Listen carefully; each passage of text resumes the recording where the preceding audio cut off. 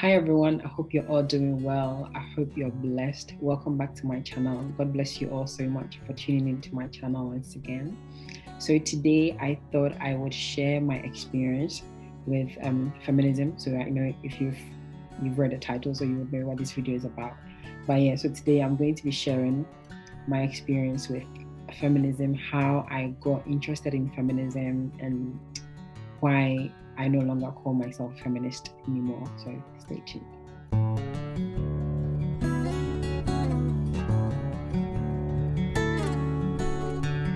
All right, so let's get into the video. Okay, so I remember in sixth form, so when I was in my first year of sixth form, one of the subjects that I chose to do was sociology. So I remember in sociology, you would learn different theories and concepts like feminism, liberalism, all the various concepts and theories that you hear, Marxism, we would learn about it. And then I remember there was a particular week where we were learning about feminism. And it was quite interesting because, like the history of feminism is actually interesting. If you haven't really read about feminism before, I'm going to put a link I'm going to put a link in the description below with some articles that you can read about. But yeah, so we were learning about the history of feminism, so how women's rights came about in the UK and in the West in general, like the suffragettes, first wave feminism, second wave feminism.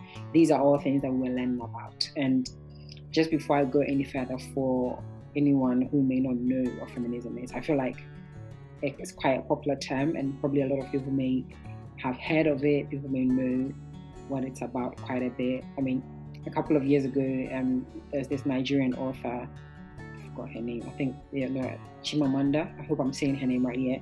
She did a TED talk on how everyone should be a feminist. So I feel like everyone knows quite a bit about what feminism is, but just to give you like a general definition. So like the dictionary definition of feminism is that basically a feminist is someone who seeks equality between men and women, so equality across like economy, what in the labor force, so all aspects of human life, they seek equality, and basically that's what feminism is about. So when we were learning about the topic in sociology, it was interesting, and I remember the textbook that we were using at the time.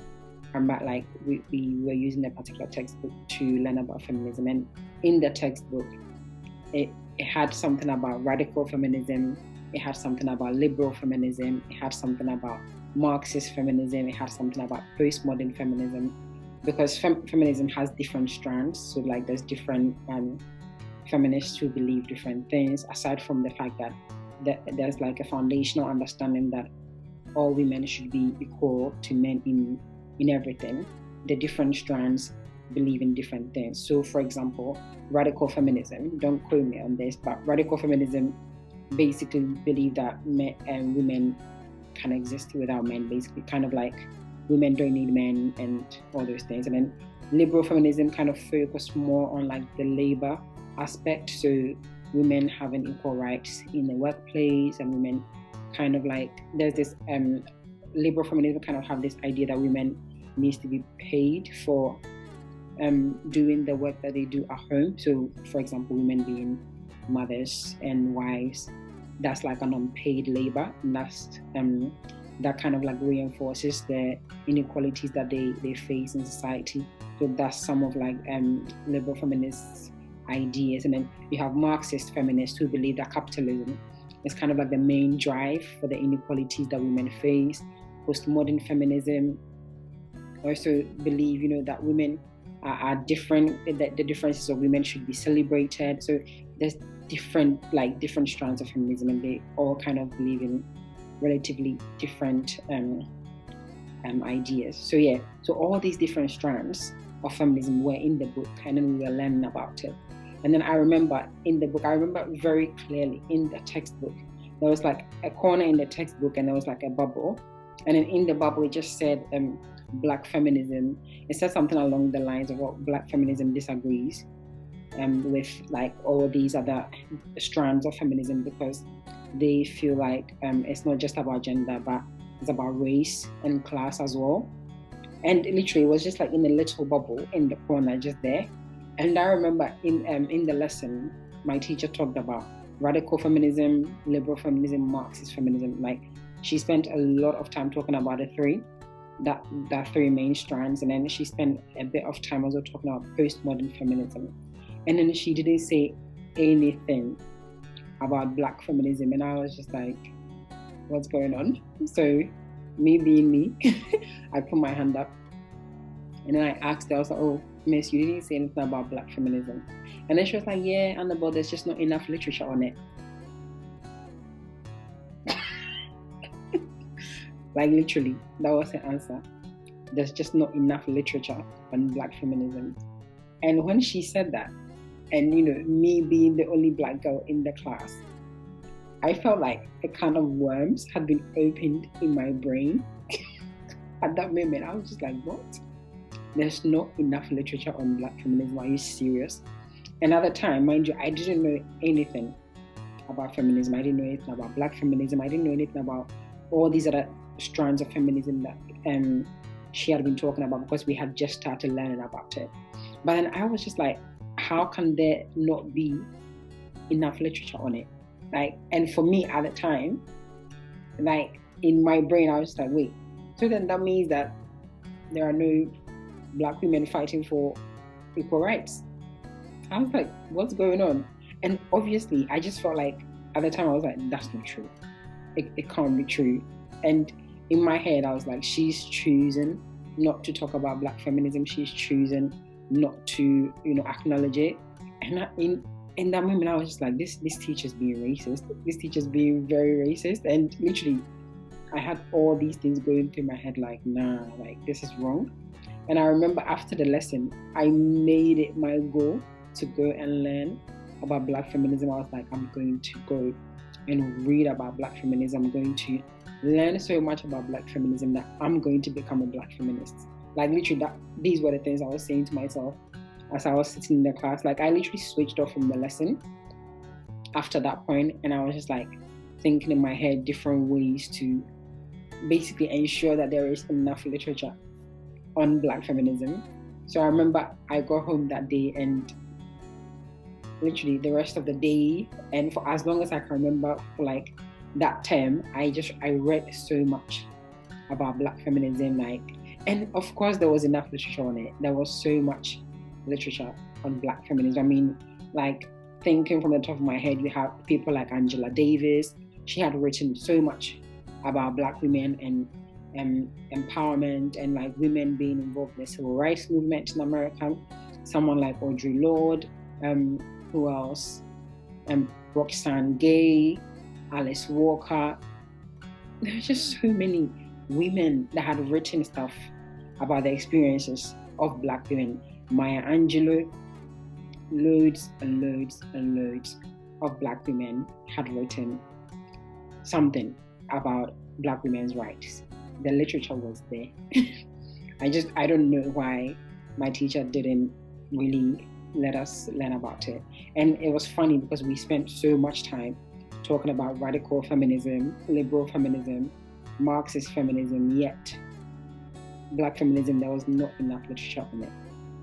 So I remember I just kept reading and reading and reading on Black feminism. And then we had an exam. So at the end of the year, in my sociology exam, I remember I wrote so much on like Black feminism that I got 100% for my exam.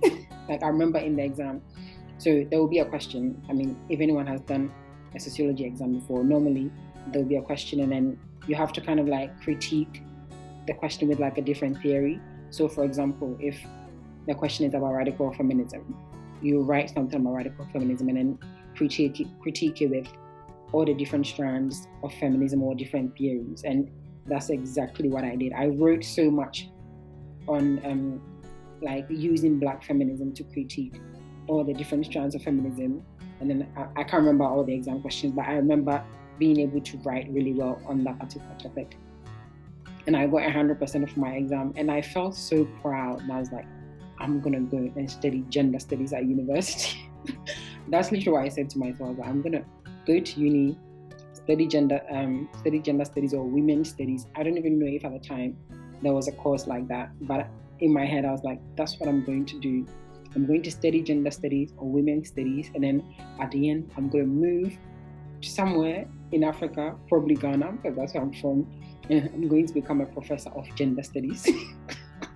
Literally, these were some of the things that I was saying to myself, because I had just declared myself a Black feminist. Yes, I was like, yes, this is what I'm going to do.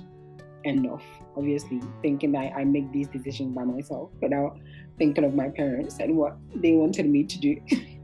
But yeah, in the end, I decided to go to uni and study sociology. And then even when I got to uni, I got really interested in feminism even more, because there was even more literature on it. Like, I had more access to so many literature. And then when I got to uni, I became even more interested in Black feminism and even the different strands of feminism in Black feminism. I know it never ends. So I remember when I came to uni, I became known, or I became open to more literature on African feminism. So I started reading more on African feminism, and I just became even more interested in it. And then now, instead of just calling myself a Black feminist, I started calling myself a Black African feminist. And it just literally never ended. And then I remember at uni, I had a module on feminism, and I used to love going to that lecture so much. And the lecturer for that module was a mixed race woman as well. So I just loved that module, because it was literally an hour or two lecture of just talking about how great women are, and even like how we've suffered all these inequalities in the past, but look at what feminism is literally helping us to do.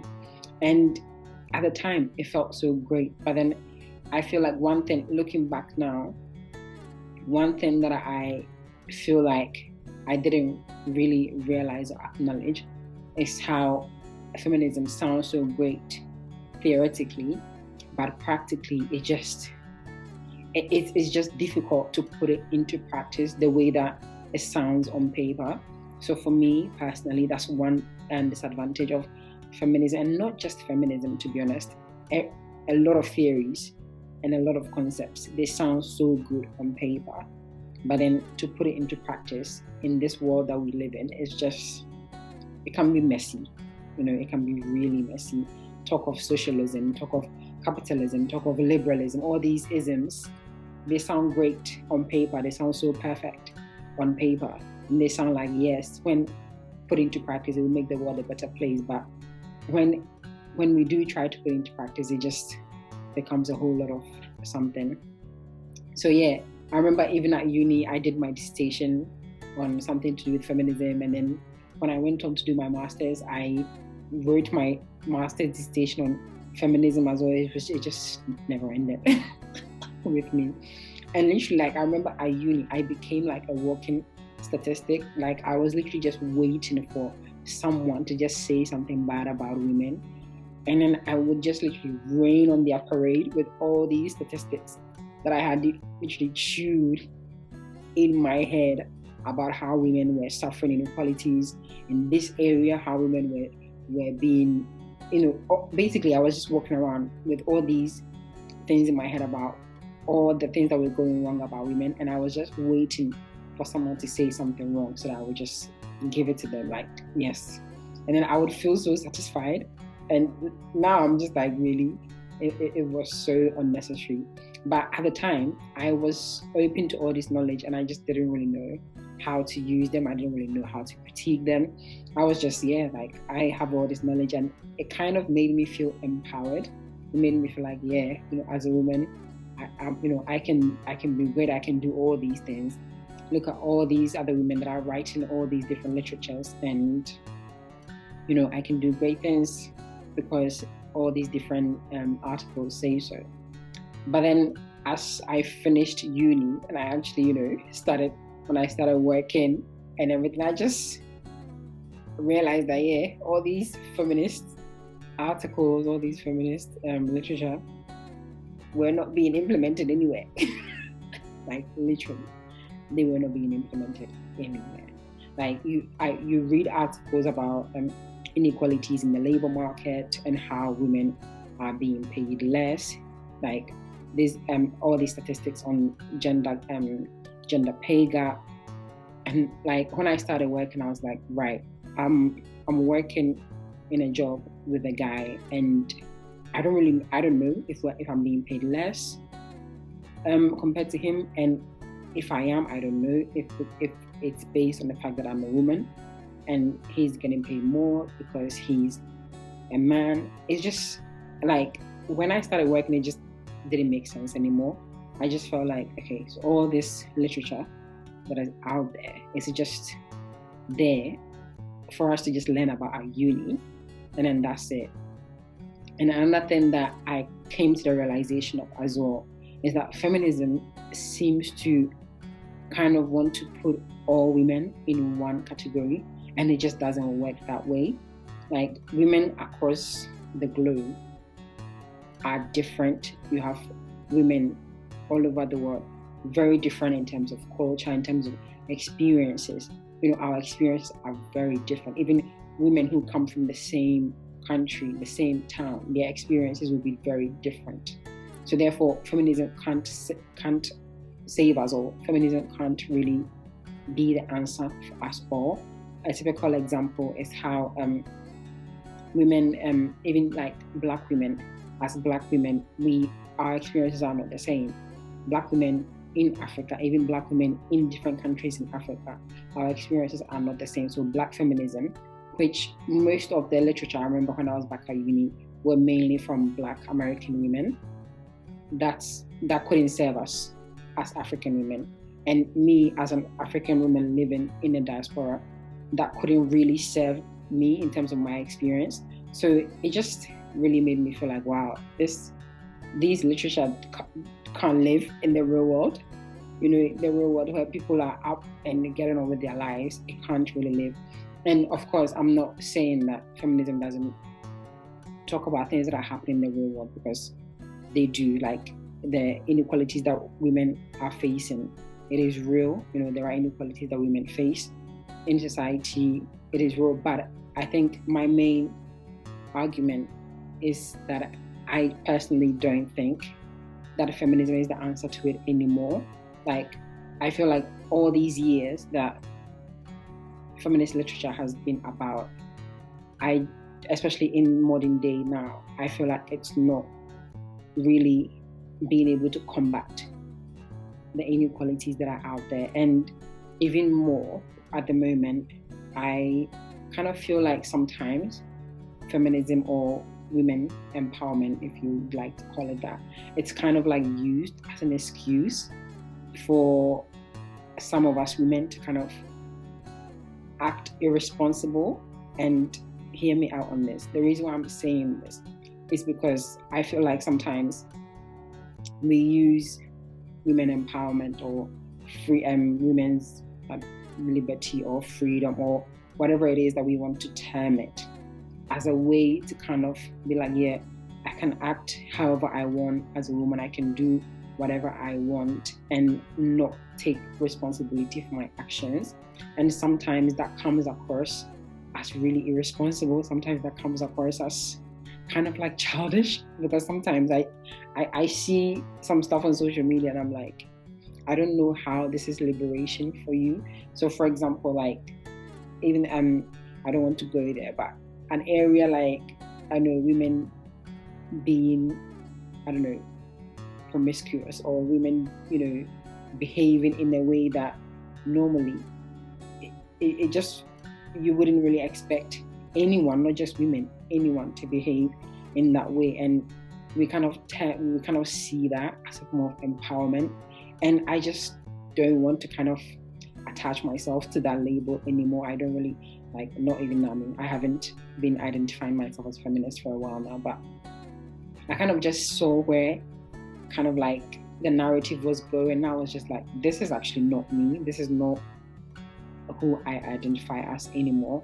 So I kind of felt like when I was back at sixth form and even at uni, the way I was so interested in feminism was mainly because the literature was just so well written, mainly because the literature was just so good. But then when you're actually in the real world, I just don't know how it's being implemented. And saying that, you actually have people, women and men included, actually supporting women, ensuring that women across the globe have rights in terms of education, in terms of labor market rights. Like, these things are happening. People are doing things. Like, you have non-profit organizations that are actually working to ensure that women have these rights in different cultures. For example, like things like ensuring that when girls, have their period, they are still able to go to school. Like, all these things are being, dealt with differently across the globe by different organizations, by different governments, by even just women in like local women in their towns and villages and countries. These are being dealt with differently. But one thing that feminism did for me, or the narrative, was that the way to combat all these things was to kind of like ensure that men kind of like don't exist anymore because it's their fault that all these things are happening.